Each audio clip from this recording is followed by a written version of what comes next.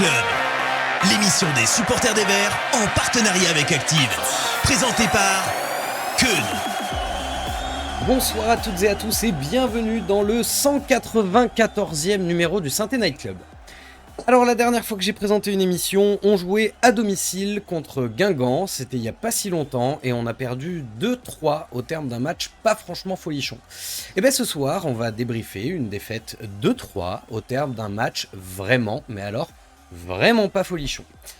Bon, j'espère sincèrement ne pas être le chat noir, ou peut-être qu'il ne faut pas lire cette deuxième défaite consécutive à domicile par le prisme de la superstition, mais peut-être faut-il l'analyser et se dire que ce n'est certainement pas dû au hasard et à la mauvaise fortune.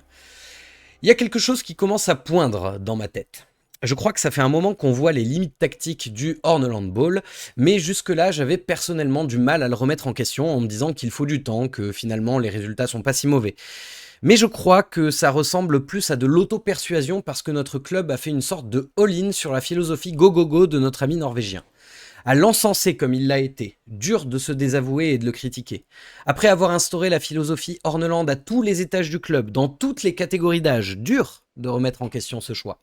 Alors attention au biais des coups irrécupérables, à l'effet Concorde. Pour ceux qui connaissent pas, ce biais qui nous pousse à poursuivre dans une direction pourtant objectivement négative, mais on continue parce qu'on s'y est déjà pleinement engouffré.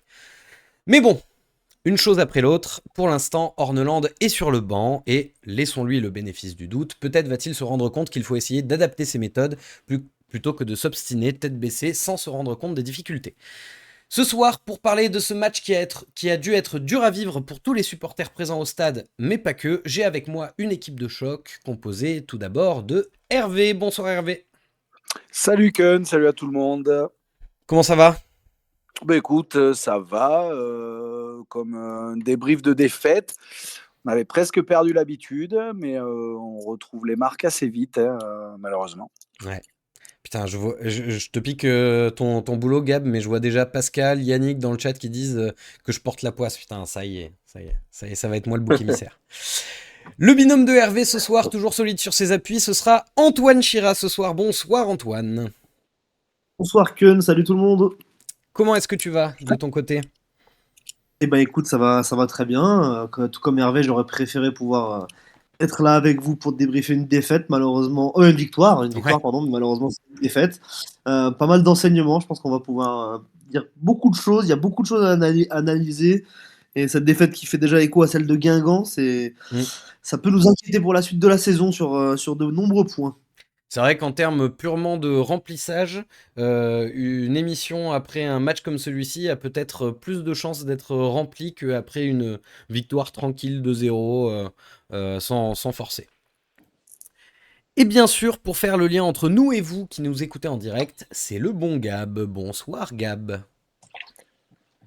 Salut Keun, salut Antoine, salut Hervé, salut au chat et salut à ceux qui nous écouteront en podcast. Bah écoute, je crois que je suis un petit peu poissard aussi parce que j'étais aussi de Saint-Guingamp, Tout à fait. donc je sais pas comment trop le prendre. 3 émissions cette année et déjà 2 défaites, Ouais. les 2 seules, donc c'est un peu compliqué pour moi pour l'instant. Non, mais je crois que c'est notre charnière à tous les deux qui fonctionne pas. Va falloir faire tourner ou je sais pas, que tu te blesses ou que je me blesse. Viens, on se retrouve sur un parking et on se met des coups dans les genoux, comme ça on se blesse mutuellement. Ouais, c'est clair, c'est clair. Bon, en tout cas, bonsoir également à vous tous qui nous écoutez en direct, que ce soit sur Twitch ou sur YouTube. On rappelle que vous pouvez écouter l'émission sur les deux plateformes ou bien sûr en replay sur toutes les plateformes d'écoute. On y va, c'est parti, débrief. Active Synthé Night Club, le débrief. Bon, eh bien, messieurs, nous allons commencer avec une phrase qui est douloureuse à dire pour moi, mais malgré les statistiques que j'affiche ici, qui montrent 72% de possession de balle pour l'AS Saint-Etienne, un pourcentage de duels gagnés en notre faveur, un nombre de passes incalculable, et bien pourtant on a moins d'expected goal. Est-ce que pour vous c'est une défaite logique pour Saint-Etienne ou est-ce qu'on pouvait espérer mieux à l'issue de cette rencontre ? Antoine, qu'est-ce que t'en penses ? Défaite logique, c'est toujours un petit peu dur à dire parce que j'ai pas vu le match en direct, j'ai pu le voir en différé, donc avec l'esprit un petit peu plus posé, un petit peu moins pris par les émotions. Globalement, la SS a tout pour gagner ce match. On sent que les joueurs sont capables de faire des différences à peu près à n'importe quel moment dans le secteur offensif, mais cette équipe, elle ressemble beaucoup trop à une équipe de coupe. C'est une équipe qui va dans tous les sens, qui a beaucoup de qualité, mais qui a aussi la qualité de ses défauts.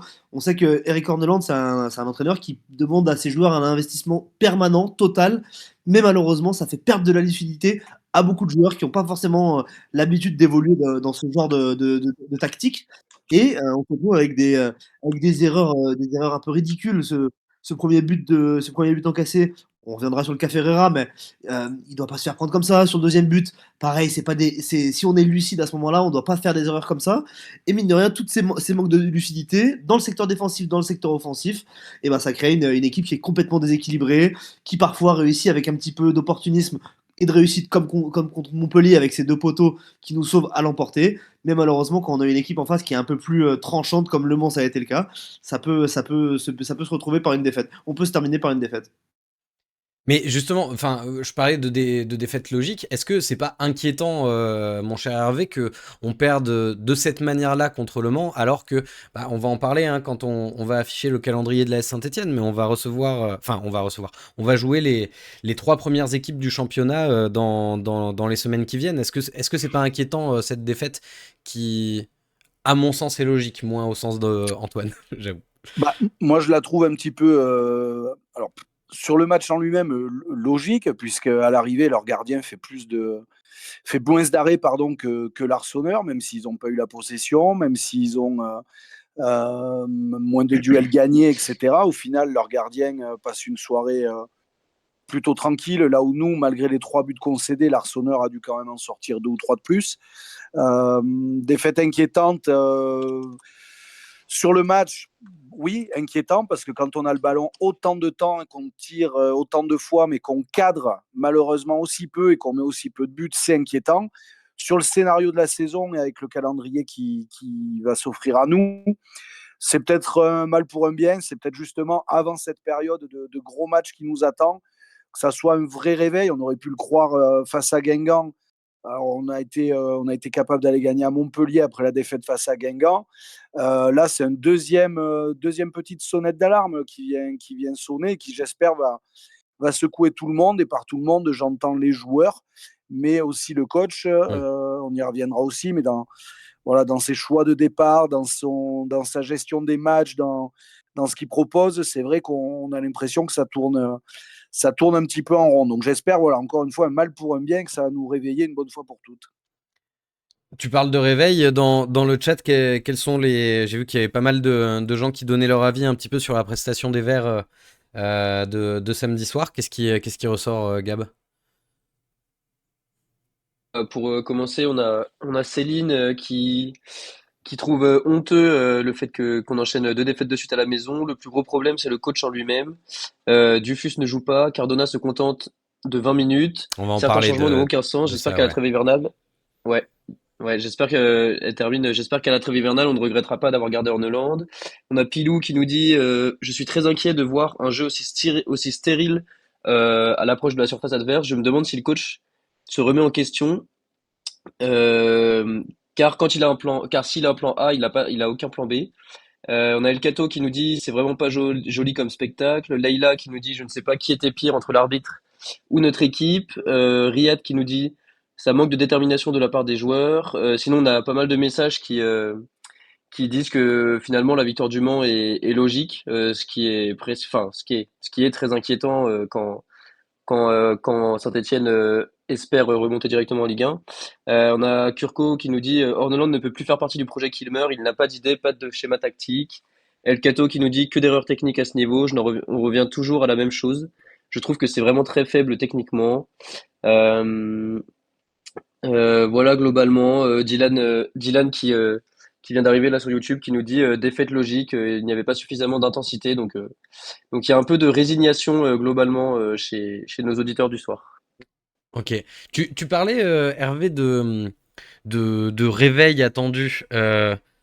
Tu les as trouvés endormis, toi, Antoine? Si on prend par exemple, je vais prendre. Alors, c'est peut-être pas cool de prendre une individualité pour taper sur le groupe, mais un joueur comme Lucas Tassin, qui est quand même la satisfaction de cette dernière année, on va dire, à Saint-Étienne, est-ce que tu le trouves un petit peu désinvesti sur ce match ou juste pas trouvé? Il peut paraître un petit peu nonchalant des fois, Lucas Tassin, dans sa manière de jouer. Avec tout ce qui s'est passé cet été, en plus, on regarde encore plus son comportement sur le terrain. Surtout moi, ce que j'ai l'impression qu'il m'a donné, c'est que plus le match avançait, moins on le sentait dedans. Mm. Au début de rencontre, il est assez présent, et on le voit plus il décroche un petit peu, il participe beaucoup plus au jeu, et plus le match a avancé, moins il était présent, moins il se donnait, moins comme il sentait peut-être que le changement allait arriver, que du coup il était plus dans son match. Et à la fin, c'est vraiment un manque dans les constructions offensives, parce que sur les 20 dernières minutes, déjà, le plan de jeu offensif, c'est du n'importe quoi. On espère, par un décalage un peu miraculeux, faire des différences. Et quand t'as pas ce joueur-là qu'on a déjà vu, qui dos au but sait faire des différences, qui dans les petits espaces sait faire des différences, se désintéresse un petit peu de ce qui se passe, ou alors peut-être qu'il est un peu court, peut-être qu'il n'était pas dans son meilleur soir. Mais en attendant, quand le leader de ton équipe offensivement n'arrive pas à être constant sur 90 minutes, il faut que l'entraîneur fasse des choix. Là, le choix le plus logique, ça aurait été de le changer et de faire rentrer Dufus. Qui ça? Il y a eu Dufus, Connais pas. mais On l'a recruté quand? on l'a recruté cet été, mais malheureusement, Ah, enfin, ce que, ce serait bien ce qu'on le que voit, cette ouais. performance de Sasson me fait penser, c'est le match face à Amiens où il est pas dedans, il galère, pareil, il traîne sa patte et finalement il met ce but à la fin. Et du coup, Orneland justifie son choix par l'exemple en disant voilà, je sentais qu'il allait marquer, je sentais qu'il allait marquer. Pour autant, peut-être qu'un petit tour sur le banc ne lui ferait pas de mal, au moins pour une rencontre, histoire de le remotiver un petit peu, lui prouver que tout n'est pas acquis malgré les nombreux buts qu'il a déjà mis cette année et les nombreux buts qu'il marquera dans le futur, j'espère. Stassin qui, d'ailleurs, en sélection avec les jeunes belges, a marqué hein, pendant la trêve. Et il a marqué notamment une Panenka sur penalty. Est-ce que mon esprit de supporter a fait une association entre la Panenka et le manque de motivation de samedi et de se dire que oh est-ce qu'il serait pas en train de prendre un peu le boulard? Peut-être, mais j'ai envie de me tromper, donc je vais laisser la parole à Hervé. T'as trouvé que qu'il y avait un manque de justesse, un manque d'agressivité, un manque de préparation tactique, de finition, un peu de tout ça. Qu'est-ce qui a pêché le plus toi pour toi sur cette rencontre? Bah, que ça ait pêché tactiquement quand on a plus de 70% le ballon, malgré tout, c'est que tactiquement, il y a quand même des choses qui sont en place. Sinon, on n'a pas une possession de balle aussi importante. Que ça soit pas parfait parce qu'on n'a pas un nombre de tirs en rapport avec cette possession de balle, oui, il y a un manque à ce niveau-là. Il y a un manque d'envie aussi de la part de certains, peut-être dû aussi à peut-être un manque d'énergie. Alors oui, on revenait d'une période de trêve de 10 jours sans match, mais le go, go, go de Horneland demande énormément d'efforts, énormément d'énergie aux joueurs. Peut-être que certains avalent déjà un petit peu la trompette. Après, sur Stassen, moi, je trouve que pour le coup, tu disais Antoine nonchalant un petit peu, parfois, moi, je dirais malheureusement de plus en plus. Et je pense qu'il a pris un petit peu, effectivement, le boulard. Dans ses attitudes, sans ballon, on voit que il y a beaucoup de reproches qui sont faits à ses partenaires. C'est, c'est Mm. jamais donné dans le bon tempo ou pas comme il aurait, mais il y a voilà, de moins en moins d'affinité, je dirais. Et ce qui est un petit peu gênant, c'est que cet esprit un petit peu starlet qu'il est en train de prendre et qu'il avait de toute façon depuis le départ en lui, hein, les petites vidéos qu'on avait vues avant qu'il arrive à Saint-Étienne, ça montrait quelqu'un très sûr de lui et c'est très bien, très ambitieux et c'est très bien. Là, on voit un petit peu le mauvais côté de cette médaille-là. Et je trouve que Horneland se retrouve à le gérer comme une starlet, à savoir le joueur qu'on ne peut pas trop sortir parce que sinon ça va être encore plus compliqué de le garder motivé dans le groupe. Le joueur qui justement, comme face à Amiens, comme tu le rappelais, au bout du bout, va te sortir l'épine du pied et marquer un but. Donc oui, j'ai l'impression que Seng est devenu la petite starlette de Saint-Étienne et qu'il est géré en tant que tel.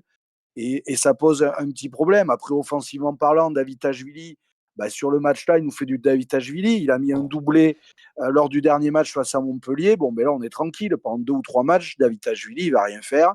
Puis quand il va sentir que ça chauffe un peu, il va nous ressortir 2 buts ou 2 passes. Boakier, moi, je suis un petit peu plus inquiet parce qu'il avait fait un super début de saison. Il était Boinquier. ouais, Boinquier, ouais, je suis un petit peu Boinquier. Du coup, ouais, il est beaucoup moins décisif. Alors, sur la toute première action du match, il peut être à l'origine du but, puisqu'il relaye et qu'il envoie Davitashvili dans la surface. Bon, ça va pas au fond. Mais ouais, Boakier, je trouve qu'il avale un petit peu la trompette. Miladinovic, peut-être on en reparlera aussi, mais bon, voilà, je trouve que lui, pour le coup, il se bouchoirise. Beaucoup de redoublements, de passes, mais pour pas grand-chose. Donc, ouais, un petit peu inquiet de la prestation globale. Mais tactiquement, moi, j'y reviens. On ne peut pas avoir autant de possession si tactiquement, on n'a pas quelque chose qui est au point, quoi. Ce serait une bonne nouvelle que Miladinovic se bouchoirise, parce que faut pas oublier quand même que Bouchouari a dit en conférence de presse en Turquie qu'on pouvait le comparer à Vitinha au PSG. Donc moi, avoir Vitinha à Saint-Etienne, Oui, je oui, suis moi, pas ça me contre. va, hein. Ouais, ouais. Euh, Dans le chat, je vois que ça commente pas mal ce qu'on est en train de dire. Qu'est-ce qui ressort un petit peu là? Ouais, exactement. Alors, on a, pour revenir un petit peu sur le cas notamment tactique, on a El Cato qui nous dit les adversaires ont clairement cerné notre manière de jouer. On a Joss le Sage du 42 qui nous dit le gros souci de la SSE en ce moment, c'est Horneland, qui ne se remet pas trop en question sur ses choix tactiques. On a Indilo qui nous dit on a une équipe à réaction, il n'y a que quand on prend des buts qu'on veut mettre du rythme. On a El Cato qui nous dit aussi il faut absolument renforcer le milieu de terrain. Au fur et à mesure que le match avance, on est vraiment à court physiquement, pardon. Et pour revenir sur Stassin, là, un petit peu sur la fin du débat, on a Laurent qui nous dit Stassin est bon et a été bon avec Cardona à ses côtés. Je ne comprends pas qu'il soit tout le temps sur le banc. Euh, Sinon, on a Kaputska qui nous dit le fait de débuter tous les matchs avec les mêmes joueurs, le même schéma tactique, le même pressing, sans adaptation, est un manque de respect pour les autres équipes du championnat. C'est vrai que je pense que tout le monde voit un petit peu comment on joue maintenant. On a Dylan qui nous dit j'ai l'impression qu'il y a vraiment un complexe de supériorité. On multiplie les passes pour faire beau, on s'amuse avec la balle, mais on ne respecte pas le football. On a Pilou qui nous dit, pour revenir sur Stassin, il n'a plus la même attitude par rapport à ses prestations de l'année dernière. On a SSE 7100 qui nous dit Stassin est vraiment une énigme. On a Céline qui nous dit pour Hervé, je suis d'accord avec le débrief d'Hervé et son analyse du match. Donc voilà, globalement, tout le monde est à peu Quelqu'un près de bien, d'accord avec, Céline. Quelqu'un de bien. avec ce qu'on dit. Et on a Franz pour finir, puisqu'on parlait aussi un petit peu de Dufus, qui nous dit Horneland a clairement dit que Dufus était un second choix. C'est vrai qu'il a dit en après-match qu'il avait du mal à sortir Stassin parce que il se disait toujours que sur une action, il pouvait faire la différence, mais Ouais. là, sur ce samedi, ça n'a pas été le cas, clairement. Donc Et voilà. tu t'as raté un message, il y a Green Prospect qui dit que tu es beau. Je sais pas qui est ce Et là, je Green l'avais Prospect, raté. mais on l'embrasse, bien sûr.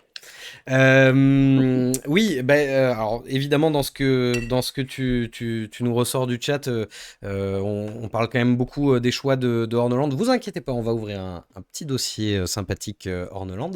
Ça va me saouler de le faire à chaque émission. J'espère que ça va s'arrêter. Mais il y avait quelqu'un qui disait au début de tes retours que on était une équipe mine de rien en ce moment à réaction et qu'on prenait trop de buts pour notre standing.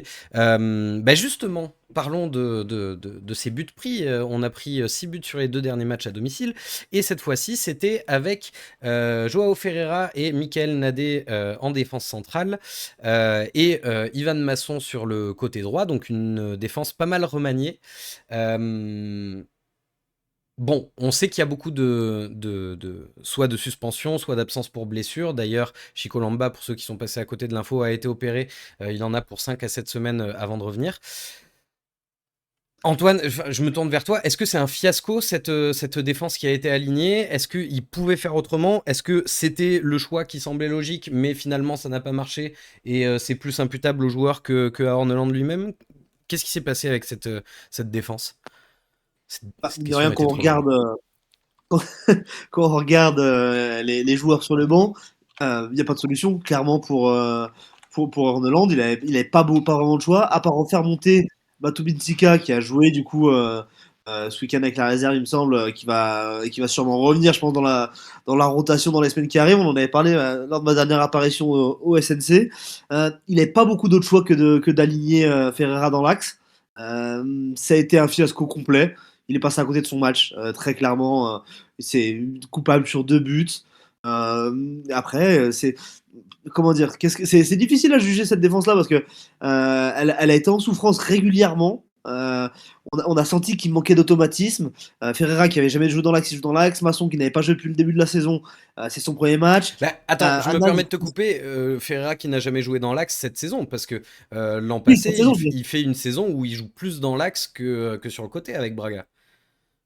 bah, visiblement, il a oublié comment on jouait dans l'axe parce que vu sa performance et la manière dont il se comportait, c'était pas du tout un comportement de défenseur central. Mais c'est le troisième but qui arrive juste après le changement où les 2 joueurs qui rentrent sur le terrain sont imputés sur le but, que ça soit Mouefek qui ne tient pas son marquage, Stojkovic qui coupe pas vraiment le centre. C'est un tout. C'est un tout qui fait que cette défense-là, on le sent depuis le début de la saison, elle est beaucoup trop légère. Il y a pas de, il y a un manque de confiance globale. Nadé, qui est censé être le pilier de cette défense, il a fait un match plutôt correct dans son ensemble. Mais derrière, il y a trop de lacunes. Anan, c'est un joueur qui a beaucoup de qualité, qui est très rapide, mais qui se perd dans ses choix. Sur le début de match, les 10-15 premières minutes, il doit rater 2 ou 3 relances ultra dangereuses qui nous coûtent des grosses occasions. À droite, Masson, il a fait vraiment du Masson classique, hein. Toujours un petit peu en retard sur son intervention.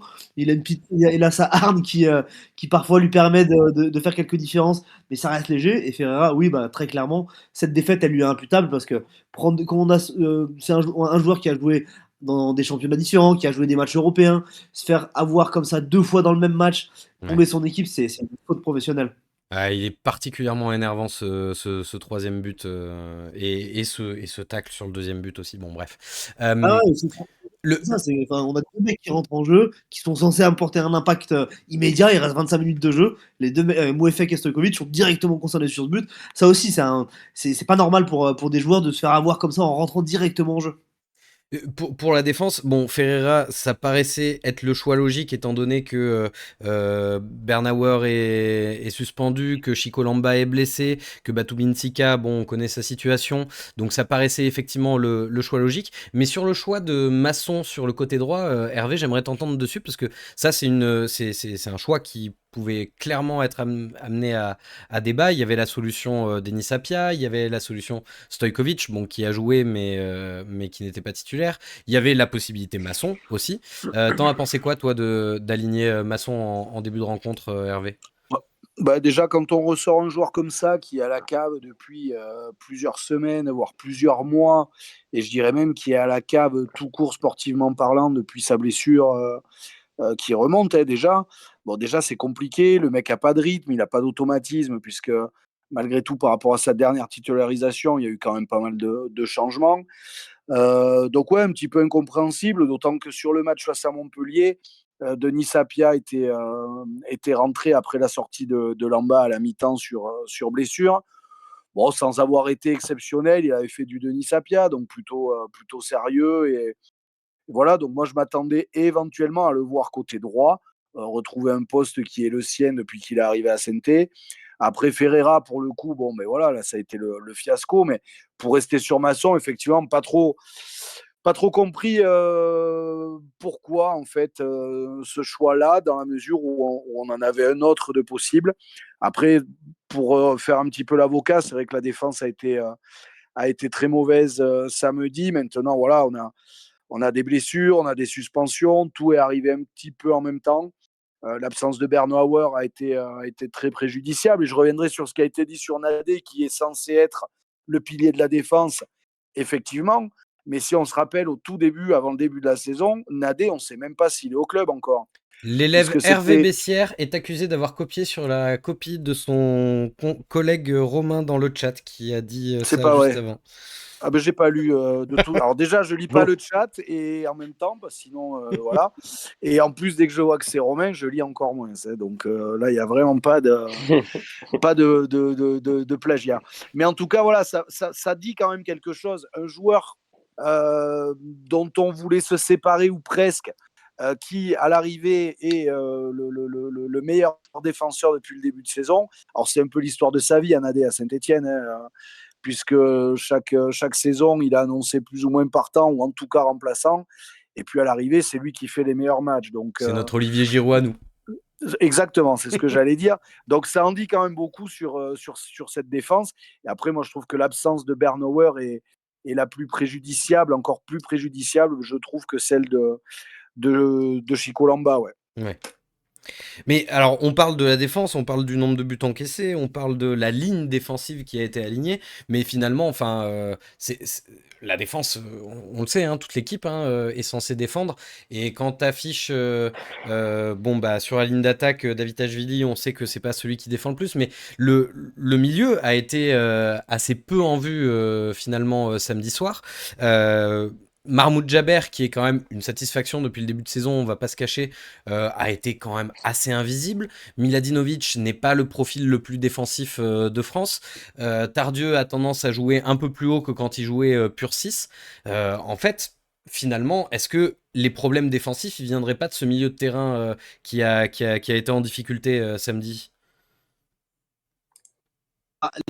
Le d'une équipe, normalement, c'est censé être le numéro 9. Et c'est toute une équipe qui est censée défendre et toute une équipe qui est censée attaquer dans une certaine mesure. Quand on voit que Lucas Tassin, il n'a pas hésité à, sans les nommer, mais à un peu pointer du doigt le rôle de la défense en disant que c'était pas possible de gagner des matchs en prenant 3 buts à chaque fois. Encore une fois, c'est un petit peu facile de dire ça quand en regardant le match, on se rend compte qu'il n'a pas été au maximum de son investissement. Euh, pour ce qui est du reste, c'est vrai que au milieu de terrain, Mahmoud Jaber marque un peu le pas, il nous avait vraiment impressionné à ses débuts. Là, on sent qu'il est un petit peu plus dans le dur, on sent peut-être que l'absence de Ayman Mouefek qui ratisse beaucoup, qui couvre beaucoup de terrain, qui couvre beaucoup de surface, ça impacte directement son jeu. Tu penses Le que petit sa petite Miladinovic, blessure pendant la trêve a pu compter? c'est pas impossible qu'il ait un peu plus de. Enfin, là, je l'ai vraiment trouvé emprunté sur ce match. C'était pas le Jaber un petit peu métronome qu'on a pu voir Ouais. qui grattait un ballon toutes les 10 minutes, comme voilà, dans ses performances du début de saison. Et en fait, le problème de Miladinovic, c'est qu'il manque un peu d'épaisseur, il manque un peu de coffre. Et il y a des vrais moments pendant 5-10 minutes où on le voit plus du tout sur le terrain. À la fois dans l'aspect défensif à la récupération ou encore sur les phases offensives, il disparaît des matchs. Un petit peu comme Bouchouari fut un temps à ses débuts. Et malheureusement, dans un championnat qui est dur comme la Ligue 2, dans un championnat intense comme la Ligue 2, avec des gros gabarits souvent au milieu de terrain dans les équipes de Ligue 2, ça peut être préjudiciable et ça l'a été. Ça l'a été. Et Florent Tardieu, qui est un peu le seul rescapé, un des seuls rescapés de l'ancienne direction dans cette équipe-là, finalement, c'est celui qui a le plus tenu la baraque en étant plus sérieux, en étant plus constant dans sa performance et en étant moins dans ce que demande Horneland, c'est-à-dire une équipe qui va tout de suite vers l'avant, qui se projette très très vite, etc. Lui, il se montre plus mesuré dans son comportement sur le terrain. Et il est un peu plus âgé, il a de l'expérience, mais mine de rien, ça a été le joueur le plus important dans notre jeu ce week-end. Tardieu, pour ceux qui ont raté une des informations de la semaine, qui a priori ne sera pas prolongé à l'issue de la saison, ce qui n'est pas forcément une énorme surprise, mais bon voilà, et qui a annoncé évidemment que ça ne changeait rien à l'investissement qu'il allait avoir sur le terrain. J'ai vu plusieurs fois passer dans le chat la notion de peur de jouer à domicile. C'est vrai que c'est quelque chose dont on a beaucoup parlé ces dernières saisons avec les saisons compliquées qu'on a vécues en Ligue 1. On sait que là, Saint-Etienne est sur ce début de saison 6e ou 7e équipe, je sais plus, à domicile. C'est quelque chose qui te fait peur, toi, Hervé? C'est quelque chose que tu sens poindre, le blocage Geoffroy Guichard? En tout cas, sans me dire que ça me fait peur, moi ça m'agace fortement parce que perdre des matchs, bon, bien sûr qu'on aurait tous aimé rester invaincus toute l'année, etc. Mais moi je l'avais dit sur un précédent SNC, déjà au moins qu'on ait une invincibilité à la maison qui a déjà volé en éclats.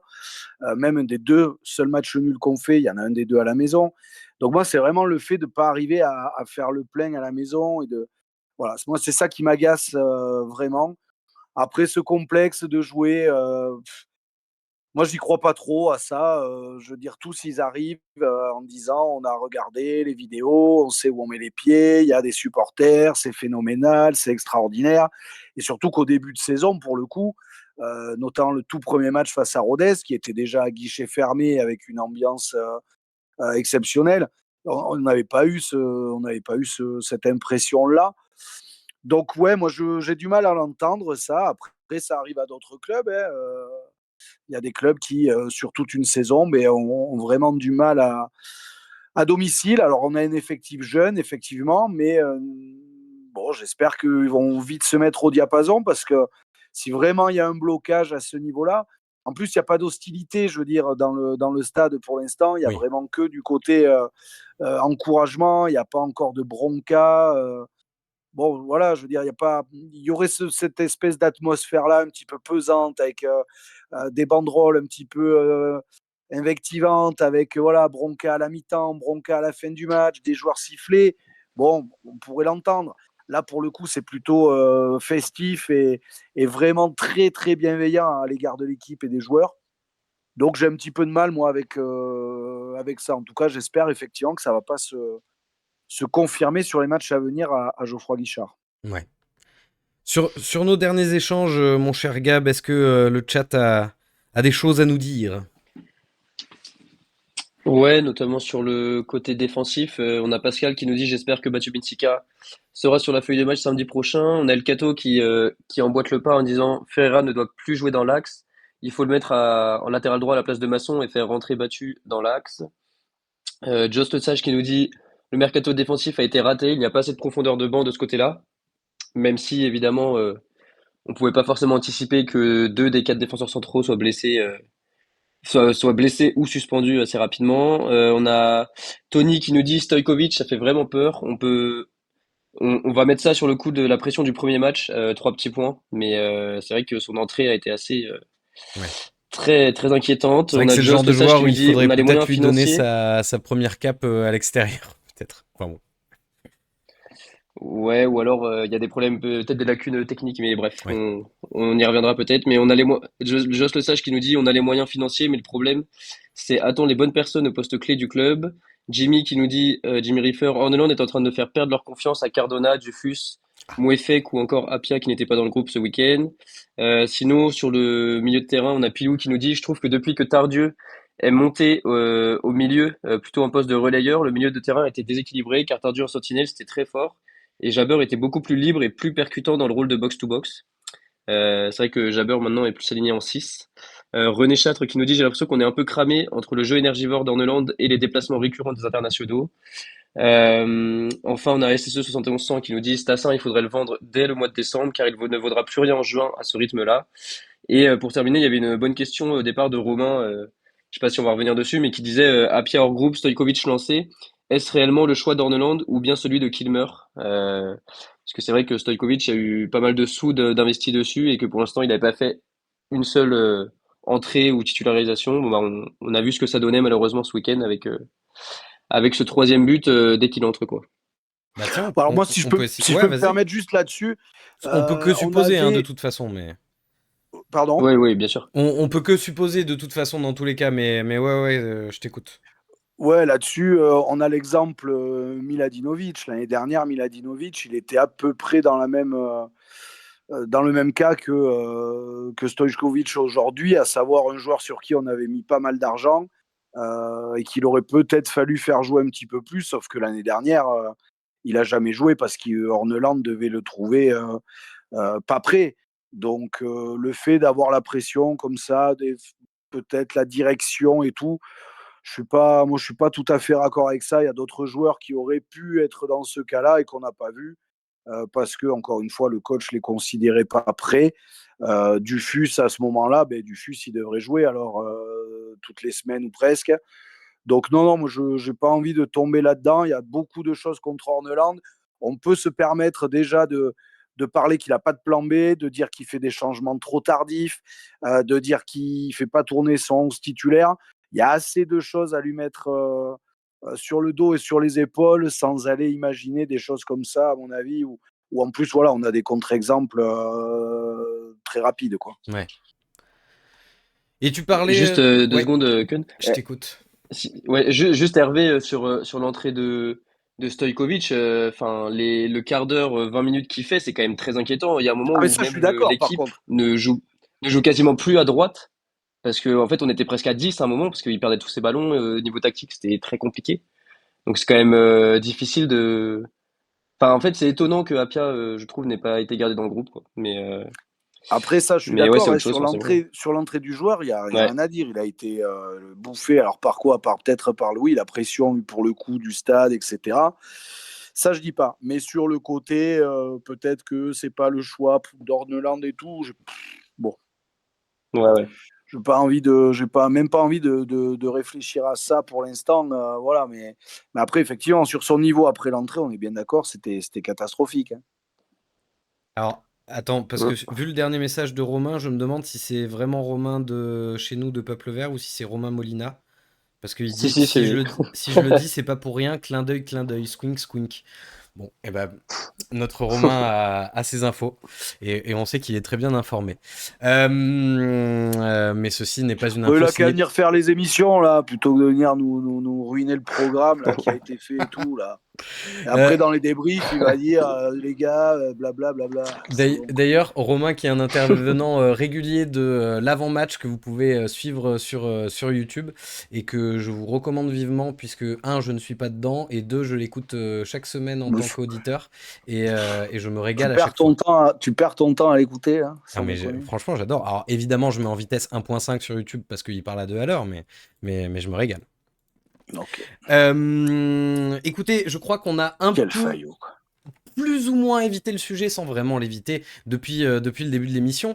C'est le cas Orneland. Je crois qu'on a un vrai dossier et je me souviens avoir déjà dit ça après la défaite contre Guingamp, mais notamment au niveau de la gestion de l'effectif, Gab faisait remonter des messages qui comprennent pas le traitement qui est réservé à Cardona, qui est réservé à Dufus, par exemple. Antoine, est-ce que tu comprends, toi, la gestion de cet effectif? Et là, j'évoque Cardona, j'évoque Dufus, mais je pourrais aussi évoquer Ben Holt et pas mal d'autres joueurs qui sont un petit peu boudés, des changements qui en match arrivent très tardivement. Est-ce que ce peu de rotation dans l'effectif, c'est quelque chose que tu comprends, cette vocation de stabilité? Est-ce que tu la soutiens, toi? Bah, évidemment que c'est facile de se dire qu'il s'est raté sur sa compo après une défaite. La compo, en l'occurrence, elle avait marché la semaine d'avant à Montpellier. Donc, sur le principe, on pourrait se dire que oui, il a eu raison avant le match, on peut se dire qu'il a eu raison de reconduire cette composition d'équipe. Ça avait marché à Montpellier face à une équipe qui est censée jouer un petit peu l'autre tableau. Pourquoi ça ne marcherait pas face à Guingamp? Face à Le Mans, pardon. Parce que c'est pas la même équipe. Mais, oui, oui, mais évidemment que sur ce match-là, sa composition, elle n'a pas marché et sa réaction, elle est beaucoup trop tardive. Très rapidement, on a senti que cette équipe, elle était en train de, elle allait avoir du mal à faire des différences. Et c'est vrai que voir Cardona entrer aussi tardivement, voir Ben Holt rester sur le banc, alors que Ben Holt, personnellement, moi, c'est un joueur qui me parle beaucoup Moi aussi. footballistiquement parlant. Il a un vrai truc, il a un profil qui est pas sur le terrain à synthé. Il est capable de faire beaucoup de différences dans l'entrejeu, un petit peu à la Aymen Mouefek, mais aussi de faire des différences sur un côté quand il est un petit peu plus excentré. Euh, il va beaucoup réfléchir, je pense, Eric Horneland, parce que cette défaite, elle est marquée par ses choix. Zurico Davitashvili, comme on l'a un petit peu dit, il a fait du Zurico, c'est-à-dire c'est un intermittent du spectacle. Est-ce qu'il ne faudrait pas tout de suite prendre des décisions fortes en le mettant un petit peu sur le banc, en relançant Irving Cardona, qui lui nous déçoit rarement dans l'investissement qu'il met. Il peut faire des performances plus ou moins bonnes, mais en investissement, c'est quand même autre chose que Zurico Davitashvili.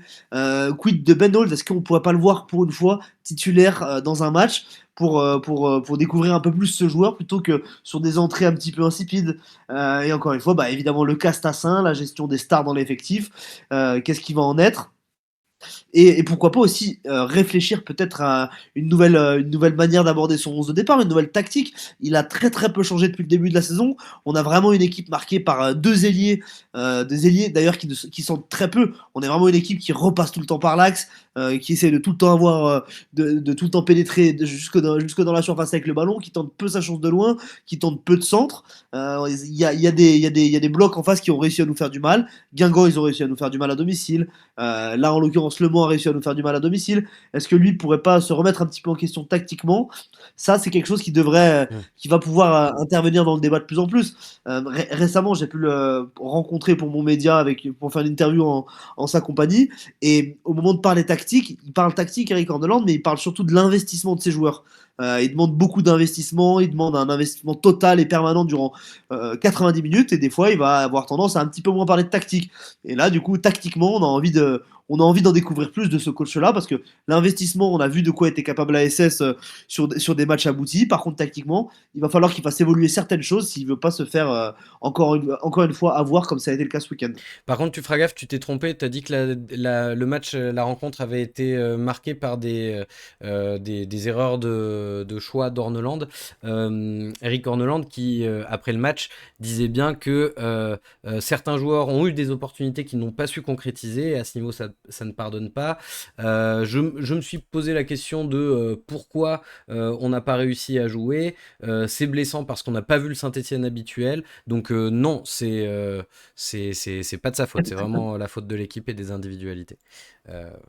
Et en espérant que les équipes et les individualités puissent évoluer la semaine prochaine pour voir si avec quelques ajustements tactiques et des ajustements d'hommes, ça peut faire quelques différences. Et surtout qu'il y a des mecs qui arriveront revanchards. Un joueur comme Dufus, il serait très revanchard. Un joueur comme Cardona, il sera très revanchard. Ben Hall, pareil. C'est des joueurs qui vont avoir faim de prouver qu'ils sont capables de faire des différences, qui sont pas du tout installés dans un fauteuil de titulaire, contrairement au trio offensif qu'on a qu'on a eu ce week-end-là. Ça peut être intéressant, surtout lui qui demande justement cet investissement absolu, qui prône une espèce d'activité permanente. Je pense que ces trois joueurs, tous ces joueurs-là auront un investissement permanent s'ils sont titulaires. Ben oui, alors dans les joueurs qui jouent pas, si on reprend Cardona, Dufus, Hold, il y a deux aspects. Il y a effectivement l'aspect mental. Tu peux d'un côté soit les perdre parce que les joueurs se disent on me fait pas confiance, mais tu peux aussi leur insuffler cette envie de revanche et de vouloir s'imposer. Mais il y a aussi la question du rythme. Hervé, un joueur comme Cardona, qui, on le sait, est peut-être un petit peu diesel, il a besoin de jouer pour être dans le rythme, pour être en forme. Un joueur comme Dufus, dont on a vu quand même de belles choses en début de saison, c'est un jeune joueur qui a besoin de jouer pour garder le rythme. T'as pas peur, toi, qu'on risque de les perdre presque plus physiquement que mentalement, finalement?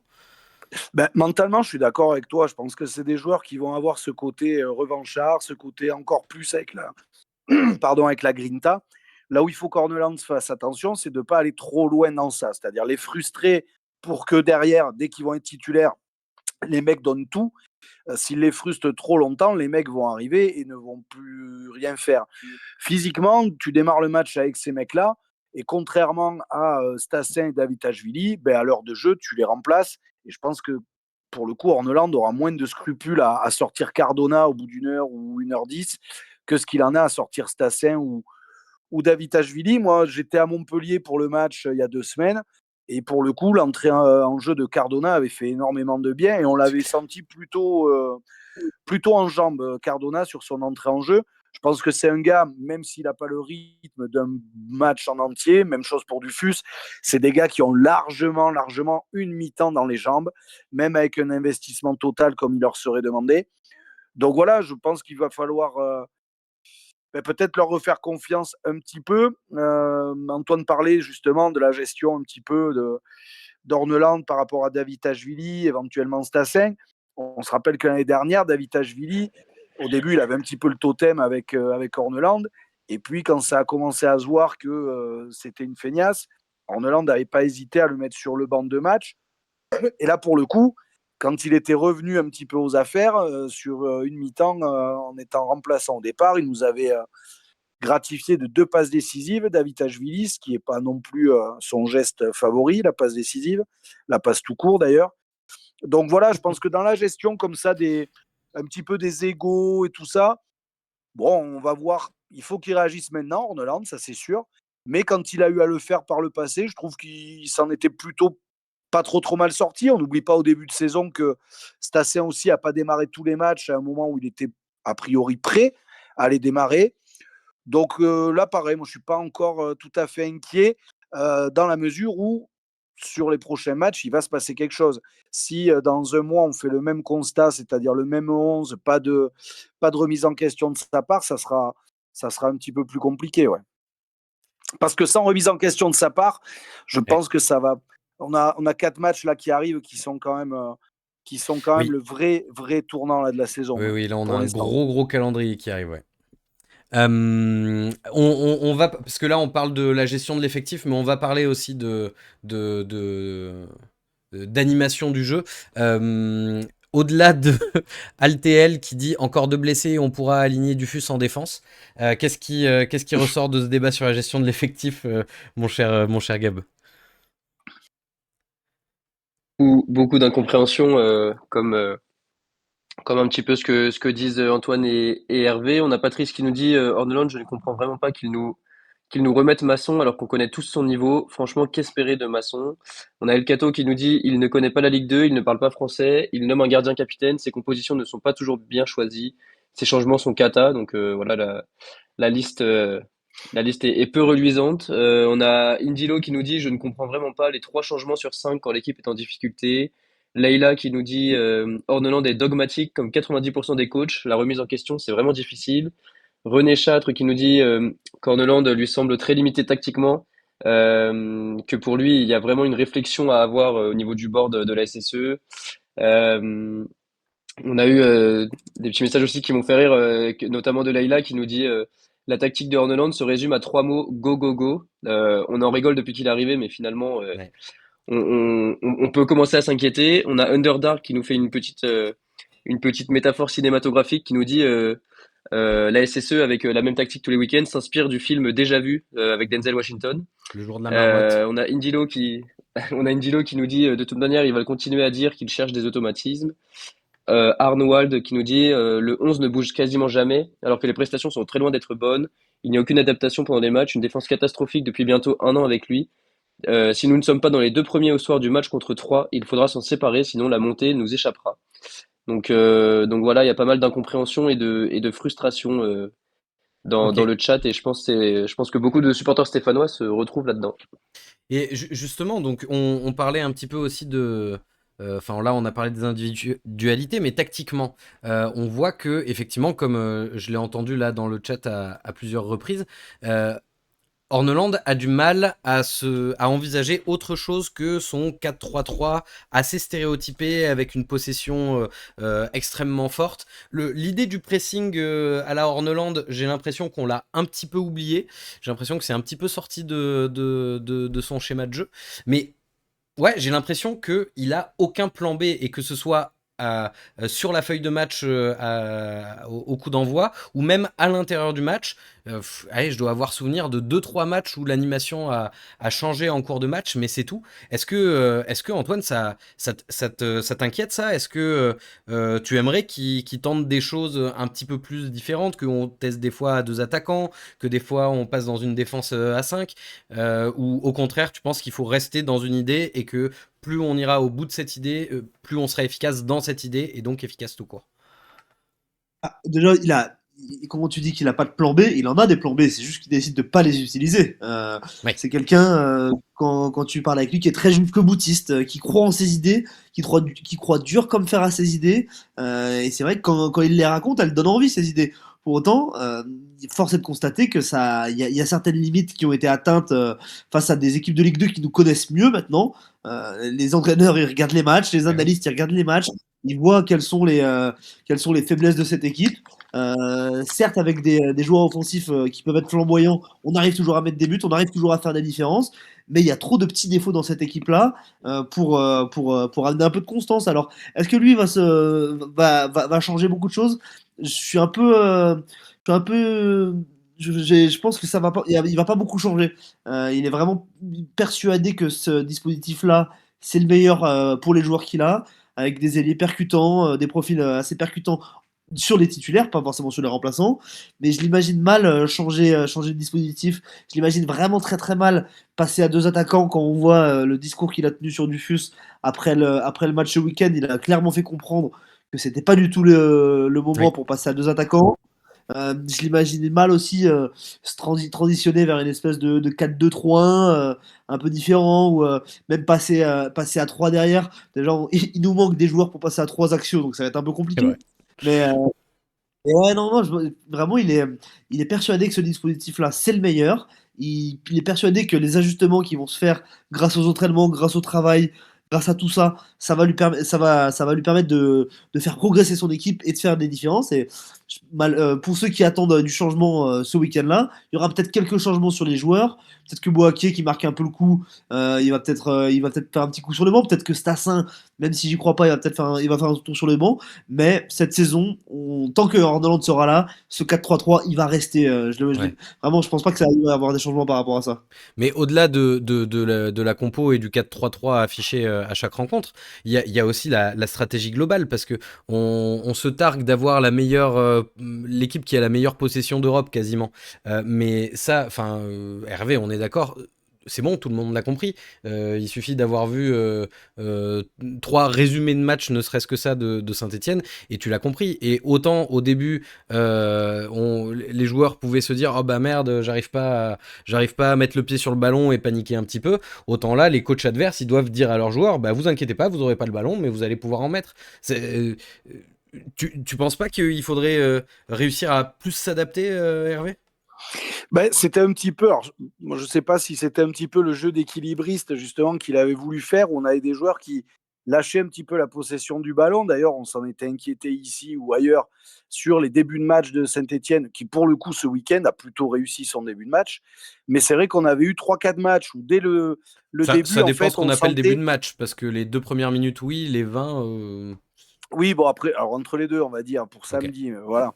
Mais dans la globalité, on parlait des 20, ouais, premier quart d'heure, 20 premières minutes. Il y avait eu 3-4 matchs où on disait on a du mal à démarrer, il faut qu'on se fasse peur, attention, il y a un jour où ça passera plus, on va concéder l'ouverture du score et on est en plein dedans là.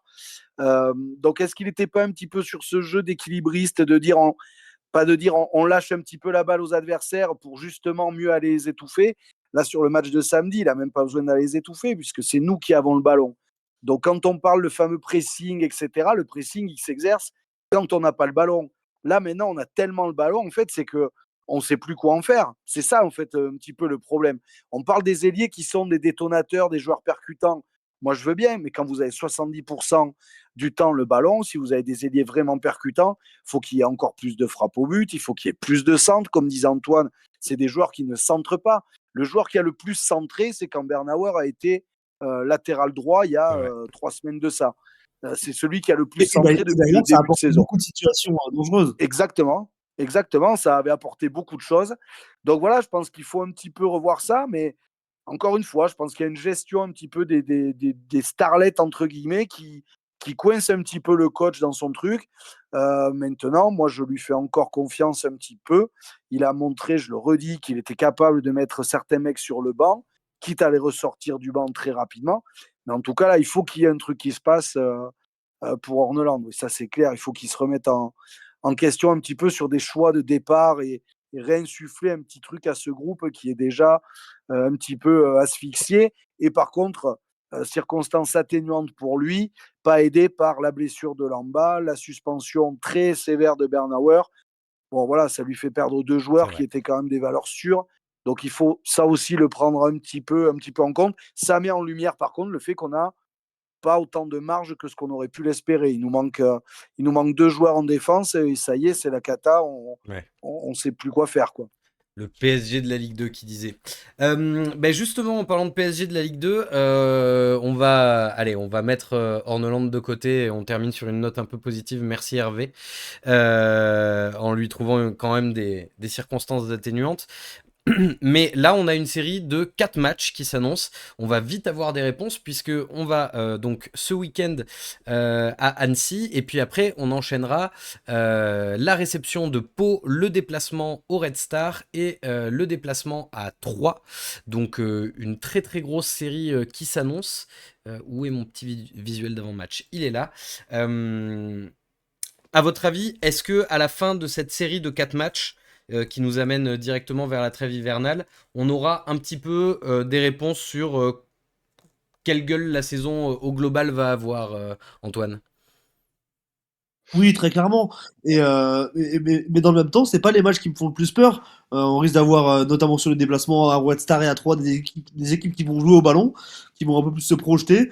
C'est que ça, avec l'équipe de transition, enfin, Saint-Étienne qui peut être une équipe de transition grâce à la qualité de ses joueurs, elle peut aussi se retrouver dans des matchs comme ça. On l'a vu dans le match face à Reims, hein, ce match un petit peu fou, où, quand il y a des espaces, on sait faire très mal à l'adversaire. Faut voir si d'ici là, certains problèmes défensifs seront réglés. Mais évidemment que après ces 4 matchs-là, il y a les 3 des 4, on affronte les 4 premiers du championnat, enfin les 3 équipes qui nous accompagnent dans le top 4. Ça va être un vrai marqueur de l'ambition de l'ASS pour la suite de la saison. De la saison, ça va être aussi un marqueur pour savoir où se situe cette équipe de l'ASS. Est-ce que c'est vraiment le patron de la Ligue 2 ou est-ce que c'est une équipe qui va devoir se cravacher tout au long de la saison pour aller accrocher au moins une place pour les barrages, si ce n'est une montée directe. Mais oui, oui, le 8 novembre au soir, on aura un peu plus d'idées sur ce à quoi devrait ressembler la suite de la saison des Verts. Tu vises combien de points, Hervé, sur ces 4 rencontres? Sur ces 4 ans, on va pas gagner les 4, hein, ça c'est évident. Moi j'aimerais bien qu'on fasse 8 points, quoi. Voilà, 2 victoires, 2 nuls, qu'on perde pas. Mais après, ouais, ou allez, 10 points, 3 victoires, 1 nul, mais ça va être. Au vu de ce qu'on a vu ce week-end, ouais, ça paraît aujourd'hui compliqué. Maintenant, on va avoir des joueurs qui reviennent, notamment Bernauer qui va revenir. Bon, voilà, après, ouais, 10 points, ça serait bien quand même, hein. Ouais. Toi, Antoine, je sais que tu suis quand même pas mal la Ligue 2. 3, c'est une équipe que tu sens maintenir ce rythme toute la saison. Est-ce que tu penses que on va maintenant avoir on peut déjà commencer à dire qu'on va avoir du mal à les rattraper? Ou alors est-ce que les confrontations directes vont être les juges de paix de cette course en tête de la Ligue 2? Je pense pas que 3 fera cavalier seul en tête de la Ligue 2. Par contre, je pense que ça sera vraiment l'adversaire numéro 1 de la SS pour la montée en Ligue 1. C'est une équipe qui est très équilibrée. C'est une équipe qui marque beaucoup de buts. Ils en ont mis 3 contre Nancy, 5 contre Guingamp, 3 contre le Red Star, 3 contre 3. C'est 3 contre Bastia, contre Annecy, pardon. Voilà, c'est une équipe spectaculaire qui prend moins de buts que nous, par contre. Eh oui. Et ça, c'est une de leurs forces. Mais oui, oui, très clairement, c'est la plus grosse équipe avec la SS dans cette Ligue 2. C'est l'équipe qui est séduisante à voir jouer. Les matchs de 3, c'est des super matchs à voir à chaque fois.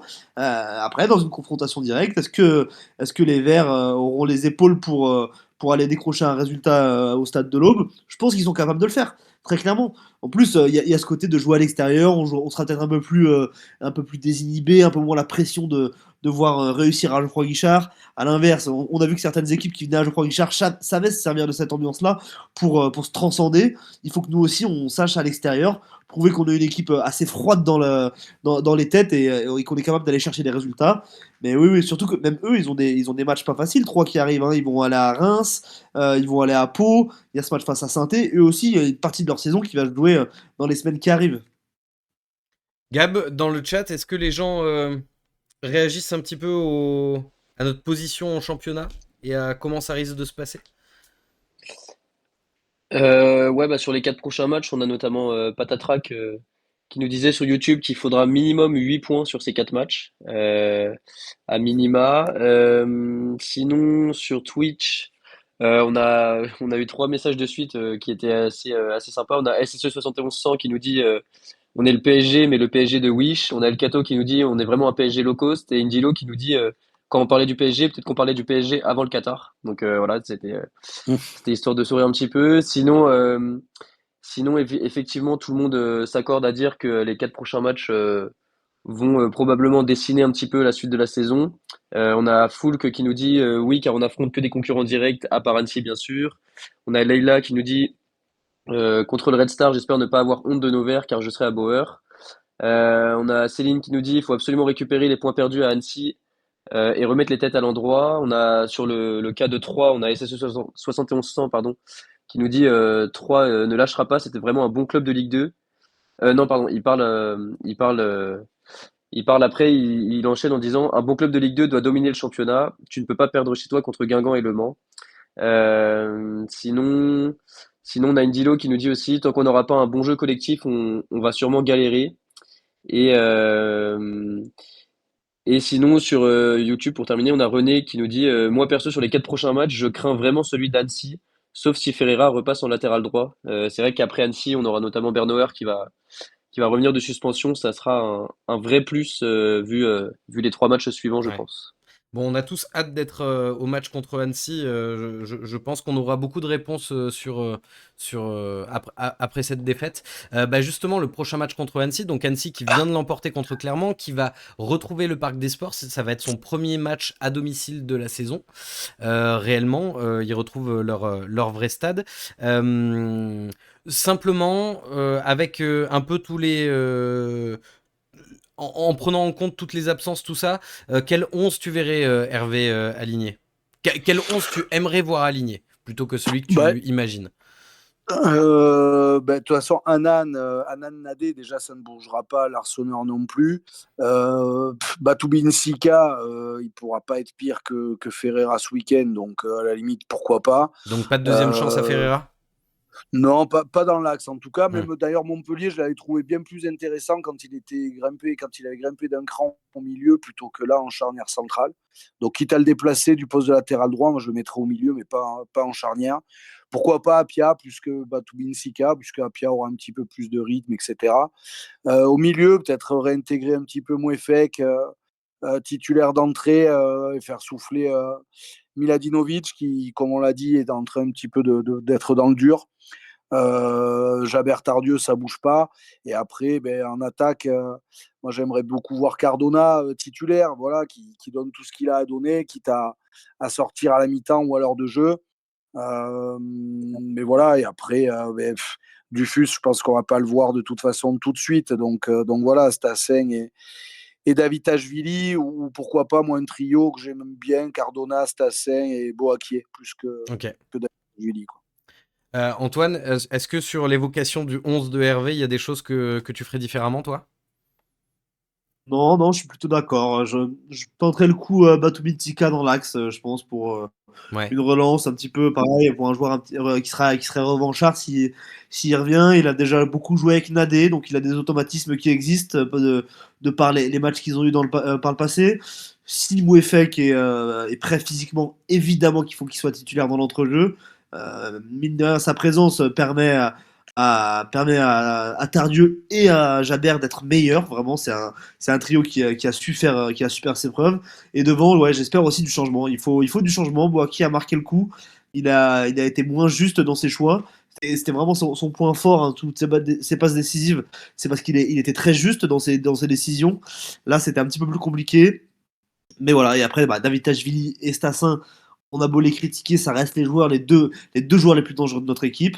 Et Cardona mériterait de retrouver sa place dans le 11 et j'aimerais vraiment le revoir à nouveau titulaire, comme le disait Hervé, pour une petite heure, si jamais il est un peu court physiquement.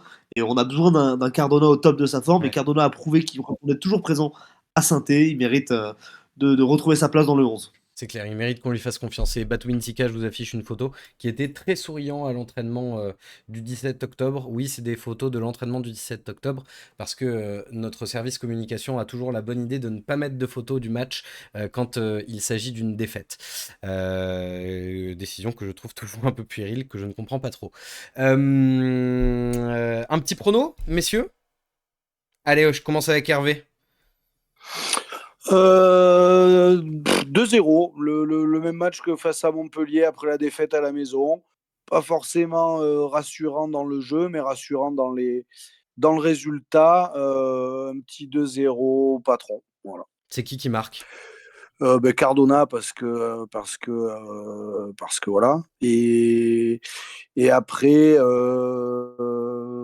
Stassen parce qu'il faut qu'il réenclenche, parce qu'on a parlé de lui dans son implication dans le jeu, mais même en termes de but, voilà, il marque le pas aussi en termes d'efficacité, donc lui aussi il faut qu'il s'y remette, Pépère. Allez, Cardos Tassin, 2-0. Mon cher Antoine, combien tu nous dis? Alors moi, je vois une victoire 3-1 des Verts. Victoire 3-1 avec doublé de Cardona Oh, et, euh, et un but de Stassin. oh là là, incroyable. Très bien. Gab, le tien d'abord et puis celui du chat. Ouais, bah, je vais pas être original puisque je vois exactement la même chose qu'Hervé, 0-2 et Cardona Stassin aussi. Donc, euh, Ok. donc voilà, et sinon le chat, il y a plutôt de l'optimisme aussi. À part René qui voit une victoire de Annecy 3-2, sinon il y a que des résultats positifs pour Saint-Étienne. On a Aurel Bro qui nous dit 1-2 pour Saint-Étienne. Même chose pour Leila Reb qui voit un doublé de Zuricho. Céline Foulk qui voit 1-2 également. Indilo 0-1 pour Saint-Étienne. ASSF 7100 2-0, mais il précise que pour l'instant ça relève du rêve puisqu'il met un petit emoji rire. On a Arnold qui nous dit 2 partout. Pascal, un partout. Et juste pour préciser, effectivement, Laïla l'a remis dans le chat. Annecy qui va jouer dans son stade pour la première fois, mais il y aura quand même 2500 supporters stéphanois en parkage et probablement quelques centaines d'autres dans le stade. C'est vrai. Donc on peut dire que les Verts ne seront pas vraiment à l'extérieur au Parc des Sports, quoi. C'est vrai, c'est vrai. Allez, moi je vais donner le mien de prono et je suis désolé, mais je vais pas réussir à être optimiste. J'aimerais bien, mais je le sens mal. Je vais dire 2-2 quand même. On prend le point du match nul, mais je ne vois pas encaisser moins de 2 buts. Et je crois qu'il y a un homme en fort en ce moment qui s'appelle Tardieu qui va marquer. Et je crois qu'il y a un homme qui ne joue pas, mais qui là va jouer et va marquer. Et il s'appelle Joshua Dufus. Je le pronostique chaque semaine. Ça arrivera bien un jour. Méfie-toi, moi j'ai fait ça avec Auchiche pendant 18 mois, c'est jamais arrivé. Oui, bah écoute, c'est la technique du casino, hein. Mets toujours tout sur la même C'est couleur et ça, puis ça finira par passer, sauf qu'on oublie que c'est c'est toujours le ça. casino qui gagne à la fin. Allez, et bien sur ce, merci beaucoup pour cette émission. Merci Antoine, merci Gab, merci Hervé, merci à vous qui nous avez écoutés en direct. On se retrouve la semaine prochaine pour débriefer ce match contre Annecy. Et puis ensuite, on va enchaîner 3 matchs en une semaine avec Pau, Red Star. Et donc ensuite, il y aura 3 un peu plus tard. Donc c'est parti, on y va, on lâche rien. Et puis c'était qu'un accident de parcours. Allez les Verts, ciao tout le monde. Ciao, ciao, allez les Verts. Soirée.